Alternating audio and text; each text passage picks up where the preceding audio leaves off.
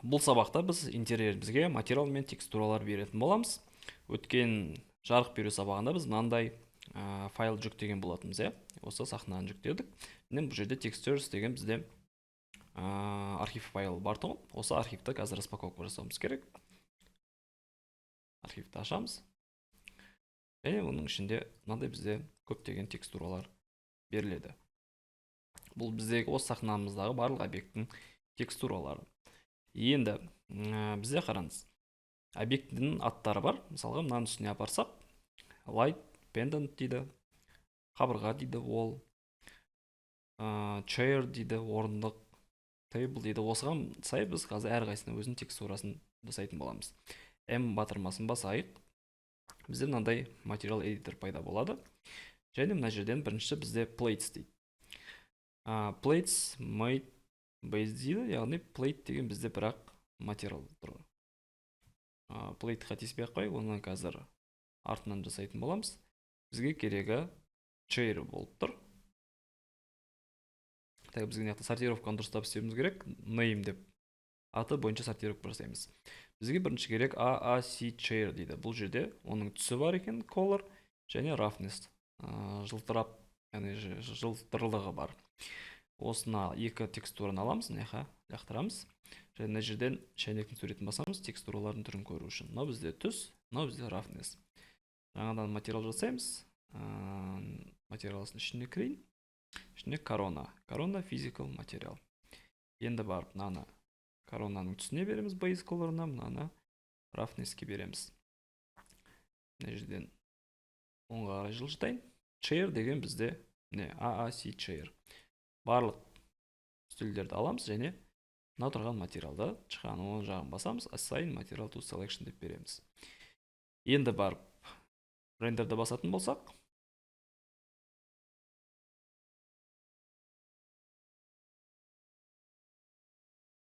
мінекей орындықтарымыздың реңі берілді, стопты басайық.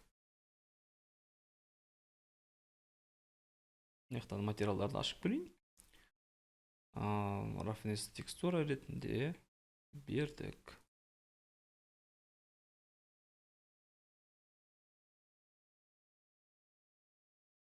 Қарап отырсақ, біздің орындықтарымыз қатты жылтырап тұрған сияқты. Сондықтан материалымдай қарай шығып кетті ғой. Сондықтан бізге roughness'ын азайту керек. Ол үшін мына картаның ішіне кірем. Ең астына түссек, бізде output amount деген бар. Output amount'ты 2-ге қойық. Және бар, мына жерден IPR-ды ашып көрейік. Мінекей.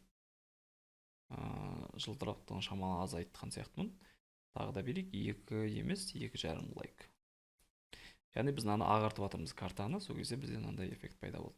Себебі біздің мына тұрған суреттің негізінде жасауға тырысуымыз керек. Олай болса кеттік, жалғастырайық ары қарай. Келесі бізде карта, стоп қоя отырайын.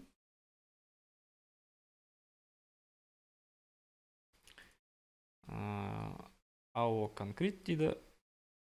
Бұл бізде бетонның текстурасы. Бұларды мына жаққа келейін, және жаңадан корона материал жасайық. Конкрет деген бізде не ол?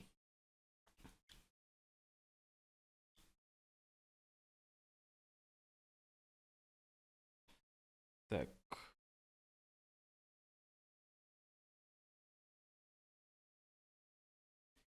Ол конкрет деген бізде бетон болу керек. Ол үшін мынаяқтан Tools and Explorer дегенді басайық, және бізде мынаяқтан объектілеріміз сахнада шығады. Бұл жақта біз ондай затты көріп тұрған жоқпыз, сондықтан онда бұған біз материал бермейміз. Мына жерден алайық та, мына тұрған бетонды өшіре салайық. Келесі зат бізде dry leaf дейді. 4 картаны аламын. Және осы картаны мына қоямын.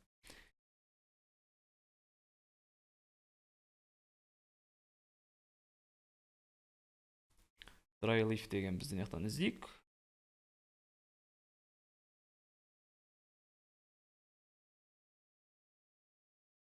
leaf деген менің ойымша бізде мынаны айтады, мына жапырақты айтады. Ол үшін біз мына тұрған объектіні ашуымыз керек. Мына жерде объектілерін бізде ID-лар болуы мүмкін. Ішіне астыға түсейік. Так, полигон материал ID дейді. Мінекей мыналардың ID 2, мынанікі 1, қалғандарынікі 1. Сондықтан біз ID бар материал жасаймыз. Яғни біз екі материалды беретін боламыз. Бірінші, кәнекей мына материалымызды алайық. Так, диффузды жоғарыға қойайық. Осы бізде түсі болу керек. Base colorға қоямыз. Roughness алып, roughness-ке апарамыз. Normalда астынан бізде так, base bump-қа апарамыз.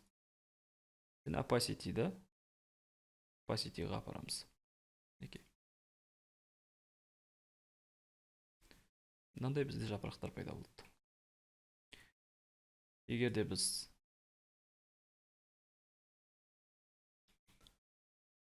осы тұрған материалда мынаған береміз. Енді қараңыз, жақыннан қарайтын болсақ, бізде мына жапырақтарына материал берілді, алайда мына стаканның материалы дұрыс емес. Сондықтан біз стаканның материалын жасаймыз. Оны жасау үшін бізде waste seal деген жерде объект бар. Яғни біз соны іздеп тауып алуымыз керек. Текстураның ішіне ең астына түссек, waste seal деген жақта 3 текстура тұр. Осы текстураны астыға лақтырамыз.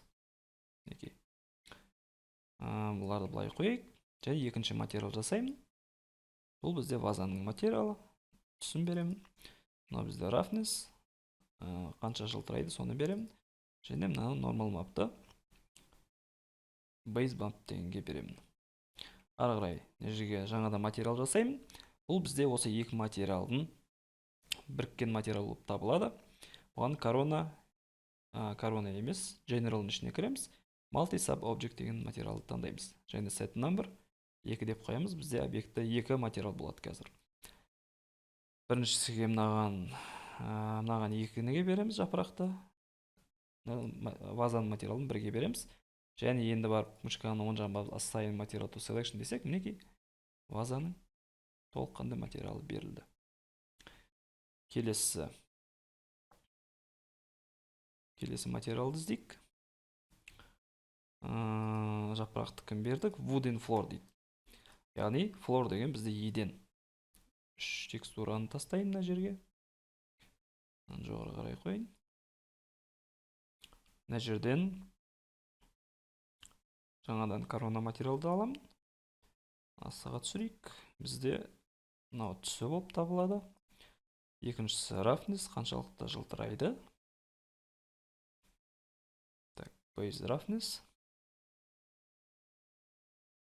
Және еденнің материалы ол бізде base bump. Ары қарай осы материалды аламыз. Және мышканың оң жағын басып selection'ге келтіреміз. Так, енді келесі не қалды бізде? Бізде frame дейді. Frame деген зат не ол? Яқта frame деген бар екен. Frame деген мына тұрған картиналар. Frame 1, frame 2 деп тұр. Олай болатын болса, мына жерден frame 1, frame осы 5 текстураны алып, мына жаққа лақтырайық. Так, бұл текстуралардың бәрін астыға түсірейін. Жаңадан 2 материал жасауым керек. Materials, corona, physical material. Егер осы материалын клонын жасағымыз келсе, бізге shift деген кнопканы басып тұру керек болады. Shift арқылы біз, мысалы, материалдардың клонын жасай береміз. Так, артықтарын өшіре салайын. Қайта бір көрсетейін, shift-ті басасыз, осы кезде 2 материал пайда болады. Енді бізге frame 1-ді алуымыз керек.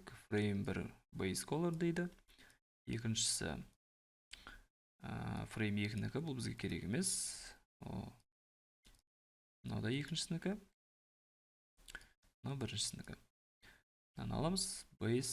roughness. Яғни қараңыз, әрқашаннан маяқтағы атына қарап отырыңыз текстураның. Frame 2-ге бізде мынаның түсі тұр. Және мына жерде base bumpқа апарамыз. Мына тұрғанда roughness-ке апарамыз. Және қараңыз, материалды сіз атын бере аласыз. Мысалға, мына материалға frame 1 нижний мат деп бере аласыз. Мынаны көшіріп, екіншісіне frame 2 деп бере аласыз. Сол кезде сахнада мына сізде материал эдиторда материалдардың аттары берілетін болады.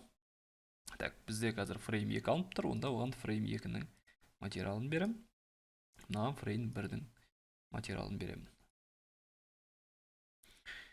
Әрі қарай келесі бізде не еді мына? Келесі бізде лампа дейді, лампинг. Осы 4 текстураны аламыз. Және мына қазір лақтырамыз.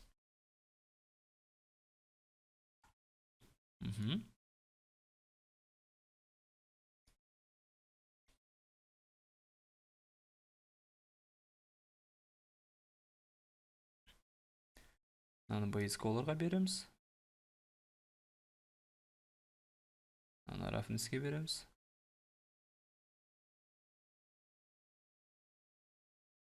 Мынаны base bumpқа.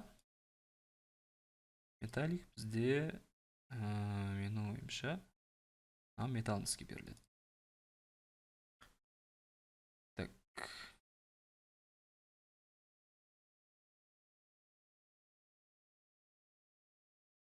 Біздің объектімізді өзі металл ма, металл емес па, өзі карта арқылы беріп тұр. Олай болса, мына тұрған лампаны аламыз, және осыған материалымызды береміз. Assign material to selection. Келесі бізде light pendant. Осыны аламыз, тағы да лақтырамыз.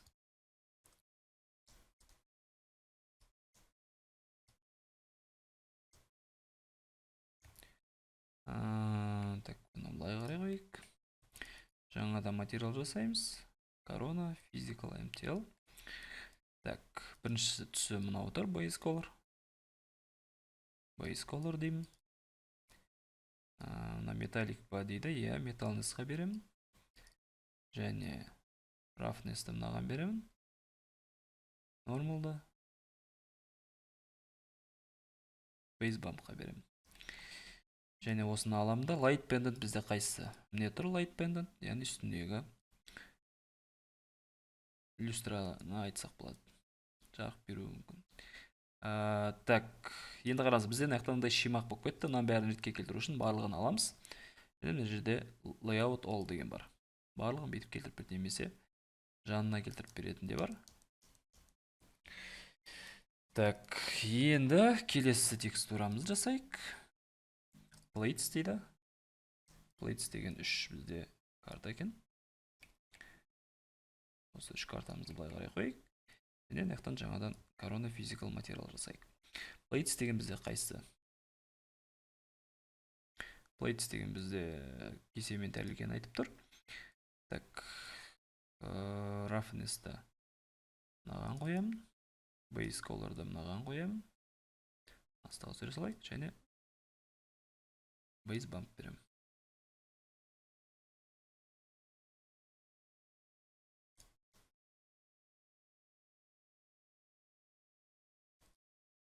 Мынаның материалын бердім. Келесі sideboard. Бұларды лақтырамыз олай қарай.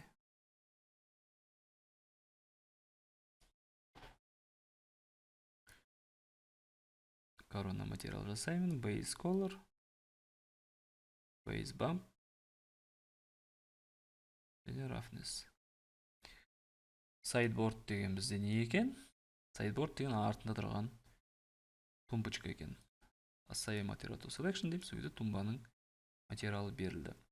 Соңғы алған бізде table wood.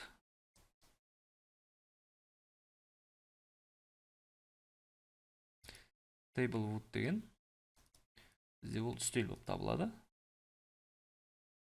Так, мынаған base color'ды беремін. мынаған base roughness'ті беремін. Мына стилін assign material to selection деймін. Сонымен аяқталған сияқты қалғанның барлығы берілді. Енді бізде берілмей қалған зат ол мына тұрған қабырға. Қабырғаның текстурасы. Ол бізде осы бағана конкрет деген қалып қойды ғой, естеріңізде болса. Осы конкрет болып табылады. Конкретті қойайық. Physical material. Roughness'ті береміз. Мына жерден base color'ды береміз, мына жерден base bump'ты береміз. Және тышқанның оң жағын басамыз. Assign material to selection. Міне сонда қабырғаның материалы берілді. Бірақ біздің суретті қарайтын болсақ қазір. Мына суретімізде қабырға қатты көрінбейтін сияқты түсі. Бұдан түсін азайтқан дұрыс деп ойлаймын, күшін. Оны азайту үшін астыға кіреміз, түсін алып, auto remote деген азайтамыз.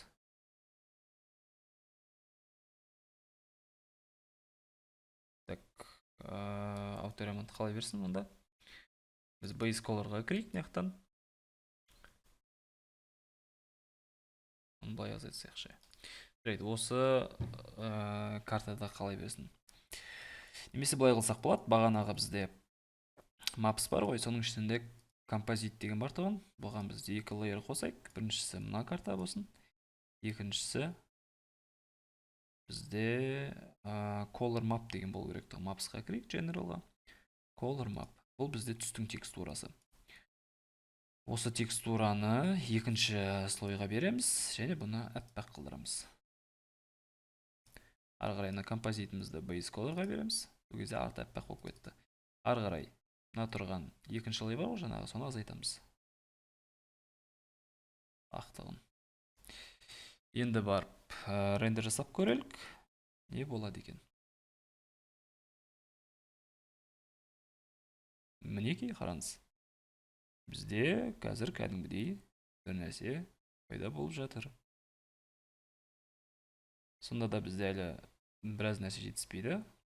Ол бірінші кезекте мына суретпен салыстырсақ бізде жарық жетіспей тұр. Жарық жетіспей тұр, жарықты көбейтуіміз керек.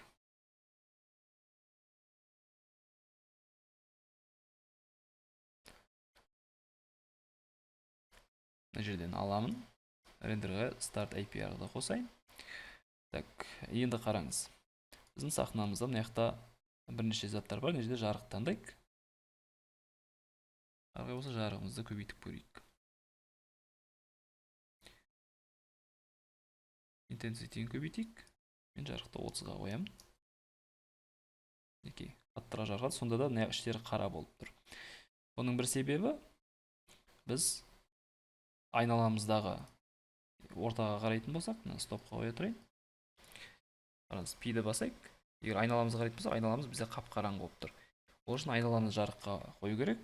Рендерингқа кіреміз, environment'ті басамыз. Мына жерде color дегенге ақ түсті қоямыз. Қайтадан C-ді басайын. Енді барып тексеріп көрейік. Start API десек. Айналамыз кәдімгідей жарық болды. Яқтан жарықты алайын. Мен немесе жарықты шамалы азайту керек сияқты күшін.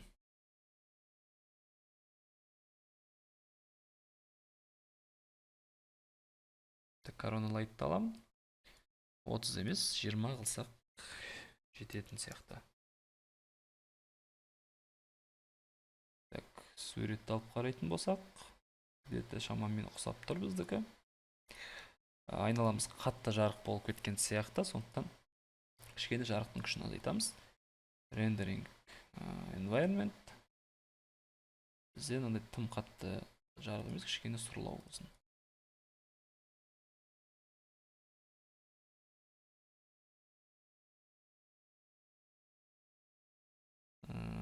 Қайтадан кішкене ағартайық. Окейді басайық.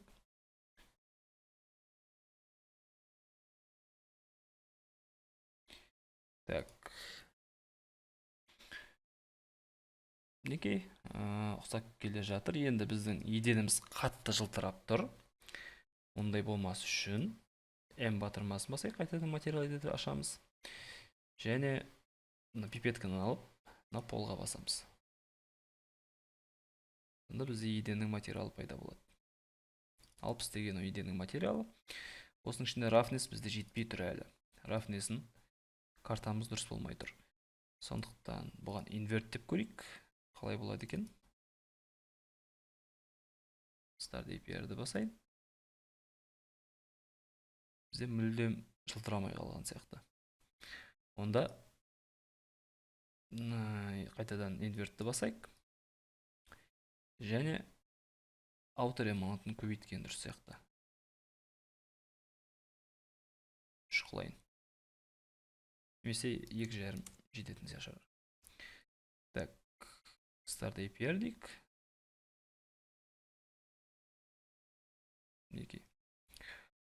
Әлі де қатты жылтырап тұр. 3-ке қойын.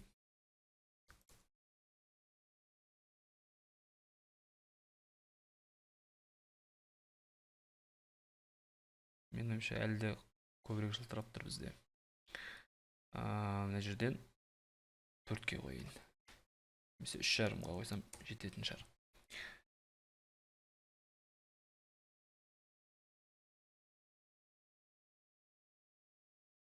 Осы жақсы деп ойлаймын. Енді түс жағын қарайтын болсақ, бізде әлі кішкене жарық жетіспей тұр. Байқасаңыздар. Және камерамыз кішкене былайнан үстіне қарай тұру керек. Осылай. А кнопкасын басайық. Былай келтірейік. Былайнан кішкене үстінен қарайық.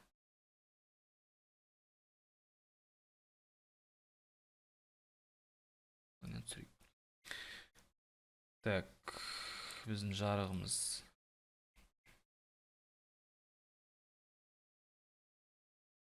intensity-ін 25-ке көбейтейік. Былайнан кішкене үлкейтсем дұрыс болатын сияқты. Коронаны ашайық. Start APR-ді басып көрейік.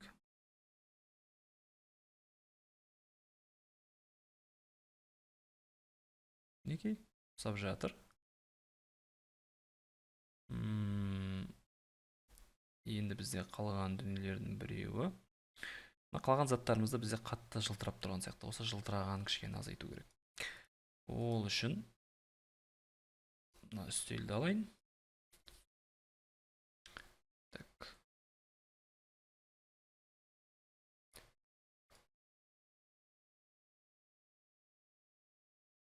Үстелді басайын. Материал 69 деген алынды. Осының ішінде біз рафнесіне кіреміз. Рафнесін outer output amount-ын 2 қылайық. Немесе 2,5 қылайық. Ары қарай мынау тұр. Мына тұрғаны светильникті алайын. Және бұның рафнесіне outer amount-ын астыға түсіп 2,5 қылайық. Немесе 3 қылайық. Так, тумбаны алайық. Тумбыда бізде қатты жылтырап тұр. Номер 68 дейді. Мына жерде рафнесіне кіріп, оныкінде 3 қылайық. Так, қалғандары. Так, тәрелкемізде қатты жылтырап тұр. Тәрелкеміздікінде азайту керек.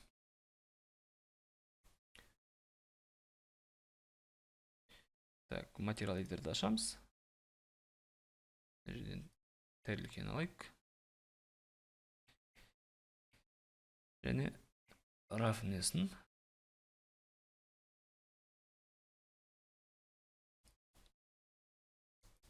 үшке қойын.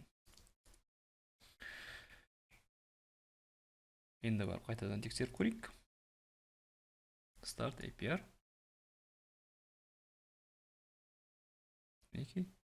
Өзінің орнына барлығы келген сияқты.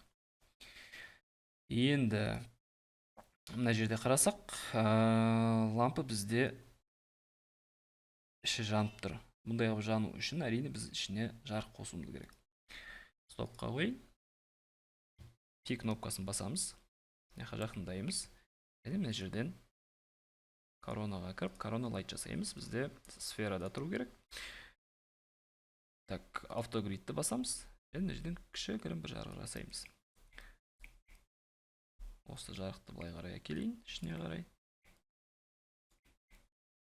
Сосын C-ді басам. Так, Start IPR дейік. Ішінде мынаның қазір жарық бар. Енді жарықтың күшін біз көбейтуіміз керек, себебі біздің жарығымыздың күші жетпей тұр. 300 олайын. Неке, ішінде бір жарық пайда отқан сияқты. 500 олайын. Және қараңыз. Суретте бізде іші сары болып жанып тұр, сондықтан мен сары жарықтың күшін сарыға өзгертем. Күшін де түсін де осы сарыға өзгертем. Мына жерден сарыға апарайын. Неке.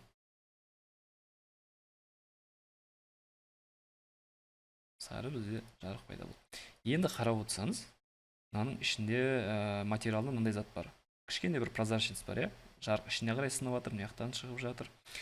Ондай эффектті беру үшін бізге мынандай затты істеу керек. Editable poly'ға кірейік. Және элементтерін алайық объектінің. Мына элементтің ID 1, мына элементтің ID 1 болып тұр. Мына элементтің ID-міз 2-ге алайық. Және M-ді басамыз.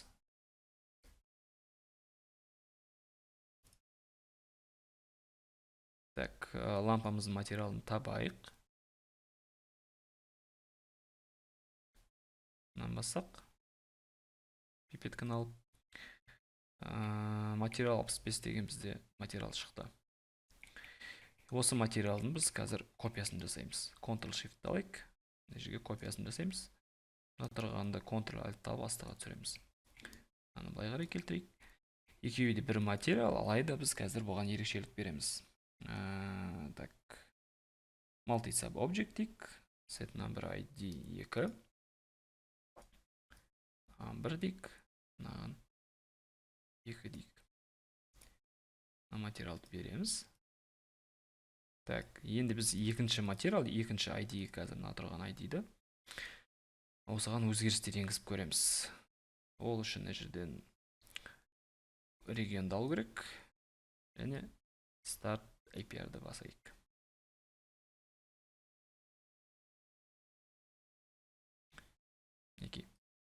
Енді осы жерден егерде біз настройкаларына кіріп астыға түссек, Media Options деген бар. Volumetric Scattering, Subsurface Scattering. Осыған amount-ға 1 деп қойық. Сол кезде жарығы бізде мына объекттің ішке қарай таралатын болады. Радиусын көбейтейік.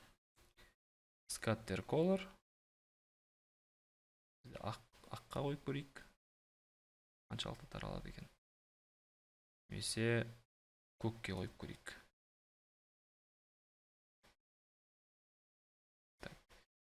Мен үшін эксперимент жасап жатырмын қазір. Бізде осы қызылда тұра берсін. Және мына жерден amount-ын 5-ке қойық. Максималды бізде бір ғана қойылады екен. Қазір 0-де тұрса ішіне жарық таралмайды. 1-ге қойсақ ішіне жарық кішкене таралғандай болып жатыр. Аны радиусын үлкейтеміз, қараңыз, ішінде жарық тарап кетті. Мына суреттегідей. Енді